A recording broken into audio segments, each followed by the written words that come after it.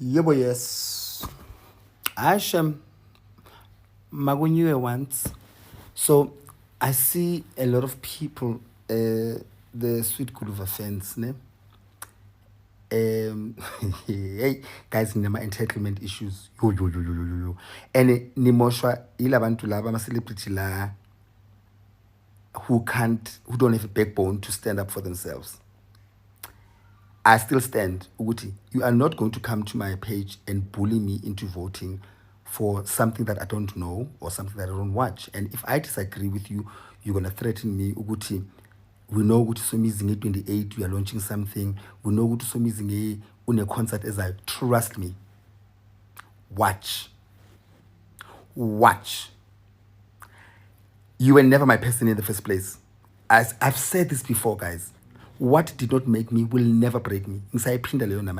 If your support comes with form of abuse, emotional abuse, and bullying, keep it. Keep it. My people know me and my people will support me. You are not my person. If you don't threaten me, support that you've never even given to me. I am launching something at 28. It's going to be a success because you were never a part of the people that are supporting me and that know my heart and that know my intentions. So I still repeat, I don't need it. I'm going to have a concert called Shades of Pink, so Miss Shades of Pink, in August. It will be sold out without you. I need just because nifuna ukubhulisha abantu into doing something that they don't agree with or they don't even know about. So when I say to you, stop bombarding us with your vote for Kuluva Ntontoni, seniyakwata nithi zombonisa usemizi, watch the space. Watch the space. Ilife yaqhubeka ngaphandle kwakho nithamze zabo uNkulunkulu nina. Suka hambani nozihenga futhi ngisaphinda futhi hambani nothola isihlahla somewhere. Please. Watch the space. Niphinde niqhubeke niluke nisidina la. Hayibo, sasavele labo. AboNkulunkulu basemhlabeni. Sisi niyajabula. Hayi niyajabula bo. Hayibo. Imagine a person that has never even bought a ticket to your show or bought anything from the product that you're selling. We're gonna watch. You've always been a hater anyway in the first place. I don't need you. I know who I need. And my people know me. Sharp. La. I glali katarla. You silly. Ashem Magunyiwe once. So I see a lot of people, the Sweet Kuluva fans, ne? Hey, guys, nema entitlement issues. Yo. And nimoshwa ila bantu laba ama celebrity la who don't have a backbone to stand up for themselves. I still stand, Uguti. You are not going to come to my page and bully me into voting for something that I don't know or something that I don't watch. And if I disagree with you, you're going to threaten me, Uguti. We know Uguti Somizing 28, we are launching something. We know Uguti Somizing on a concert as I trust me. Watch. You were never my person in the first place. As I've said this before, guys. What did not make me will never break me. If your support comes with form of abuse, emotional abuse, and bullying, keep it. Keep it. My people know me and my people will support me. You are not my person. If you don't threaten me, support that you've never even given to me. I am launching something in 28. It's going to be a success because you were never a part of the people that are supporting me and that know my heart and that know my intentions. So I still repeat, I don't need it. I'm going to have a concert called Shades of Pink, so Miss Shades of Pink, in August. It will be sold out without you. I need nitsho abantu abancincayo just because nifuna ukubhulisha abantu into doing something that they don't agree with or they don't even know about. So when I say to you, stop bombarding us with your vote for Guluva Ntontoni, seniyakwata lithi zomuntu sisemizi, watch the space.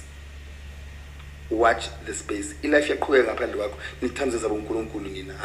Suka hambani nozihenga futhi saphinda futhi hambani nothola isihlahla somewhere. Please watch the space. Niphinde niqhubeke niluke nisidina la. Hayibo, sasavele labo abonkulunkulu basemhlabeni. Sisi ngiyajabula. Hayi ngiyajabula bo. Hayibo. Imagine a person that has never even bought a ticket to your show or bought anything from the product that you're selling. So we're gonna watch. You've always been a hater anyway in the first place. I don't need you. I don't need you. I know who I need. And my people know me. Sharp la I glali katarla. I glali katarla.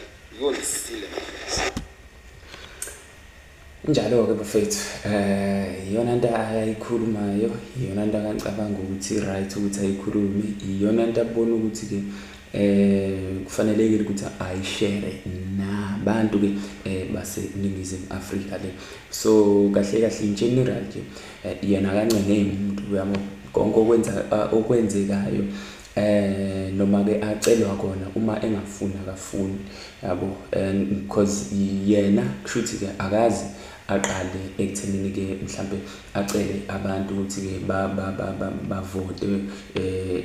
bavotele umuntu ke mhlambe osupportwa uye or else ke kuvotelwe yena yabo akazi awacele mhlambe amanye ama celebrity ukuthi ke amvotele for ama awards athile engakabi ke kulesi stage noma ke kule level yodumo noma ke kule level yokuba popular njengoba ke esepopular njengamanje yena into akayishoyo nje akancike umuntu but then ke ngizokufundela ama comments nje bafethu because iyona into ebaluleke kakhulu la after ke uwina ke usikwakhe ke uSuitGuluva because uyisho lento ke before i-announcement yokuthi uwine uSuitGuluva so that means abantu bebemcela epage ukuthi okay so musically post about this person ke because siyamkhankasela ukuthi ke awine njengomunye wabantu ke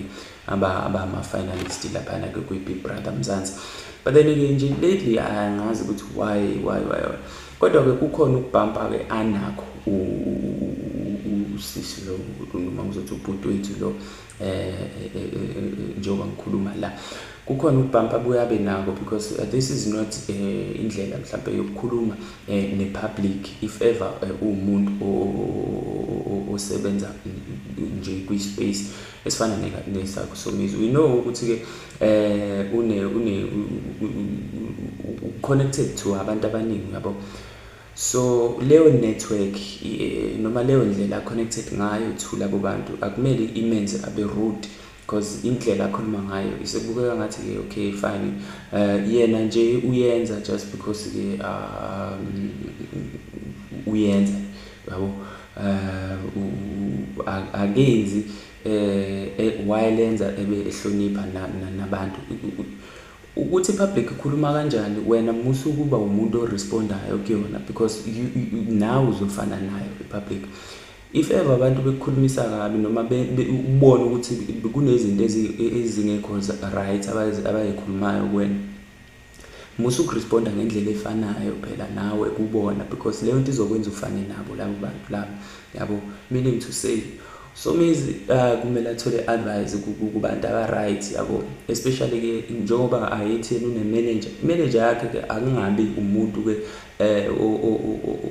oyi manager just because ke uyaphuma uya kwi gig ebe yi manager ngaleso sikhathi kumele azi ukuthi okay fine mina ngikhuluma izinto ezifana nalezi noma kufanelekile ukuthi ngikhulume ke njengalezi ngoba ngikulesi space umuntu ke osaziwayo yabo uma ungahambiselani nembono yabantu kunendlela futhi yokusebenzisa ke ulimi lolu ukuze leyo ndlela leyo nto leyo uyizwakalise yabo, usho ukuthi I know angihambiselani nalokho bafethu because kukanje kanje. Musa ukudelela i-public because ekugcineni kwakho konke uphila ngayo, uyabo.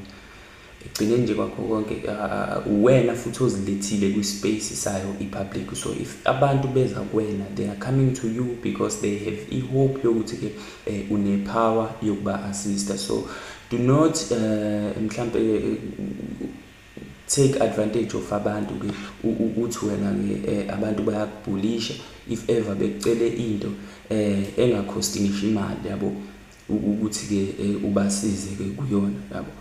Supporting umuntu ke osafufusa noma ke osakhula endimeni doesn't mean ukuthi ke angeke afike kuleyo level leyo. Maningi ama-celebrities wabonile ezenza ngcono while ecela usizo, ecelwa usizo abanye abantu abasuke besakhula. Akuphi namhlanje lawo ama-celebrity lawo amanye awo, yabo. So ungenze ngathi ke uNkulunkulu wezinto, yabo.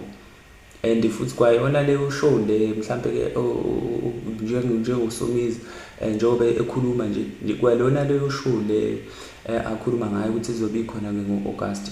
Ungaba surprised abantu laba bekakwenzela isimanga because awukwazi ukudelela ama-clients akho, yabo. Ngisho kuthiwa ke a-wrong kangakanani, yabo, take them as they are and accommodate them because wena oba-create-ele isidingo, yabo. Wena abamethembayo kuleyo nto leyo. Ngisho bengakudelela kangakanani, but then you don't have to disrespect them, yabo, wena. Kule backlash-ke yakhe ke laphana ke uSuGuluva ke naye uSomizi, baningi abantu ababuyele kulama-post lawa noma kulama-video especially ke ku-TikTok and beyo-commenta ke manje ukuthi kusebe wendoda asikhohliwe njalo ya ukuthini. Njengoba lapha kukhona ke i-comment yokuqala nje engingakufundela yona kaNothando 7 hours ago, upost ukuthi ke here, okay, who is here after SweetGuluva won? Okay, baphendula ke